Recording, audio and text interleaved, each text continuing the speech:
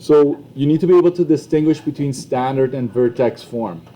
Vertex has the brackets, right? It doesn't matter what it looks like. You type it into your calculator and you try to graph it. What remains the same always is that first number, right, tells us a bunch of things. It tells us the width and which way it's opening, okay? This one, the general form, no brackets, tells us what the y-intercept is just by looking at it, even if it's not there. If it's not there, then our y-intercept is 0, 0. It's the origin. It goes through the origin, right? And it also gives us the vertical shift, right? This will tell you whether, okay, the whole parabola either goes up or down, right? If you change that value. I hope you remember that. You also need to be able to find the roots or the zeros. You need to solve the equation using the quadratic formula. I hope you have that on your study sheet at this point. Or using the graphing method. You can use a graphing method of your choice.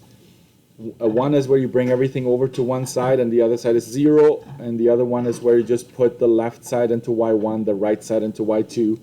Find the intersections. But listen to this part. When you do second method where you find the intersection, don't be quoting the y value of that intersection. It's always 0. Y is always equal to 0. Okay? So that's the only trick with that second method there. Vertex form, it looks like this. A is width and opening. However, this one in particular gives us the coordinates of the vertex. You can easily find the range of this one. Easily. Okay? Because you can just read your vertex off of it. And the key here is to whatever sign is in here, when you read the vertex, when you take it out, you need to change the sign, right? Change the sign. H, K stays the same. K is a vertical shift, right? If you were to change this up or down, obviously the whole parabola would go up and down. To determine the y-intercept, you do algebraically, or you use second trace value, x is equal to 0, okay? You need to know your characteristics, like the basics, without a word problem. You need to be able to tell me the vertex, the y-intercept, and the x-intercept. Remember that this number right here of the vertex is the equation of the axis of symmetry, and the y value is the equation of either the min or the max. There's only one, okay? No context. See here on the side? No context. You need to be able to say this. The domain, folks, it's always x is all the real numbers, or some of you prefer this one. Okay? Domain, it just keeps on opening indefinitely if there's no word problem associated with it. Range, it's either y is less than or equal to if it's pointing down, y is greater than or equal to if it's pointing up. And then there's the interval notation, which right now I can't fit that in there, so but I've done both a significant amount of times. Word problems, there's a context. If equation is provided, plot 1 is off. Okay, got to make sure you do that. If you try to graph and it complains, that's probably the number one thing. Okay, make sure you turn it off if you're manually entering your equation.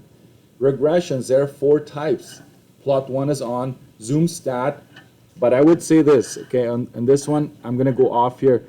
X min should be, I'm just going to go with -5 right here. You can go -10, but I would say change this for sure so you see your x and your y axis, right, after pressing zoom stat. Answered questions using second trace include units. Make sure you do that. Don't just give me the point. Graph, you have to have intercepts, scales, and labels. That one you're pretty good at.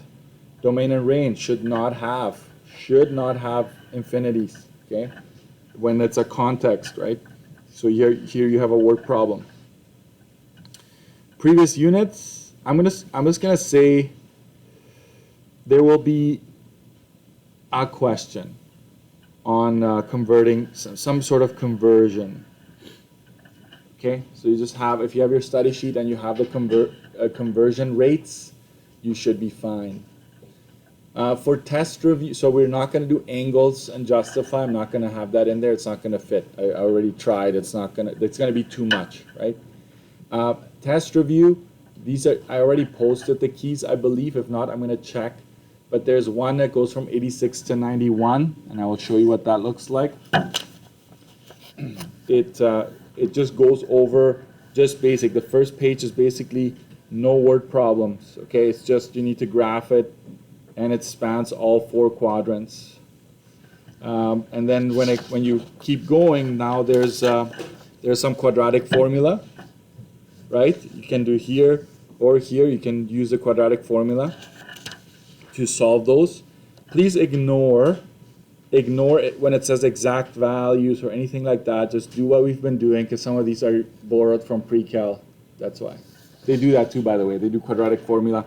A lot of the stuff pre-cal does, we do it here too. We just do it differently.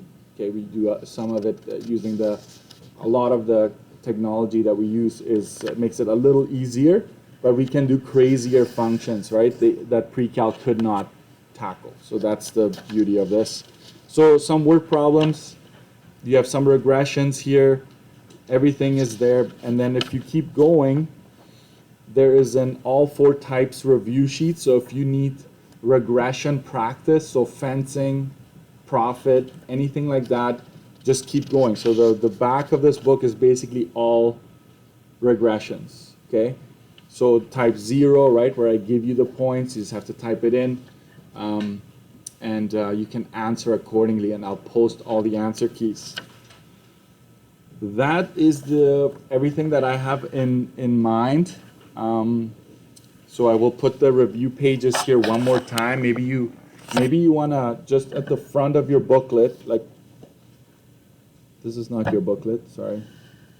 I was grabbing the wrong one. There, go to the front.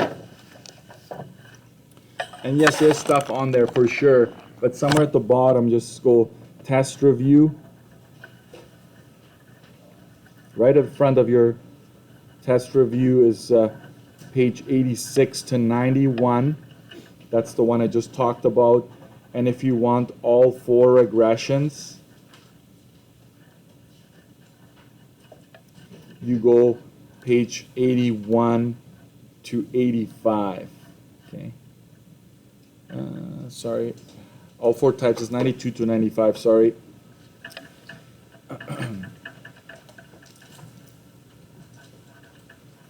then of course the rest of the booklet, if you flip through it and you've highlighted with me as you went through the notes, there should be tons of important info there. So my plan is to give you the rest of the class to just gather your thoughts, do things like that. If you feel like, you know what, quadratics, I've got it. You know, Mr. Dixon, I've sat down every weekend. I was going through it. I feel pretty confident. If you got cumulative 1 checklist, this is a checklist, but checklist is good, of course. But what I've done is, I know it's a little messy, but there's a test review for chapter 8, so just some points as well. But then when you look at the following pages, there's actually like review questions that I think are really good.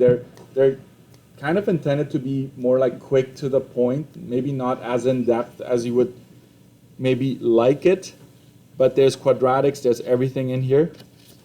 And there's a chapter 8 proportional reasoning quiz, and I've keyed all of this for you, so I'm also going to post this. So this is kind of like thinking of Thursday.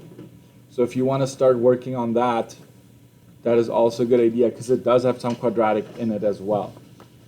But maybe most of you, this is what applies to you right now, just working through the review that is in your booklet, and then you move on to this if you're done all of that, okay?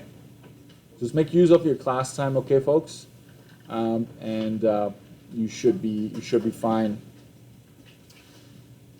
for tomorrow.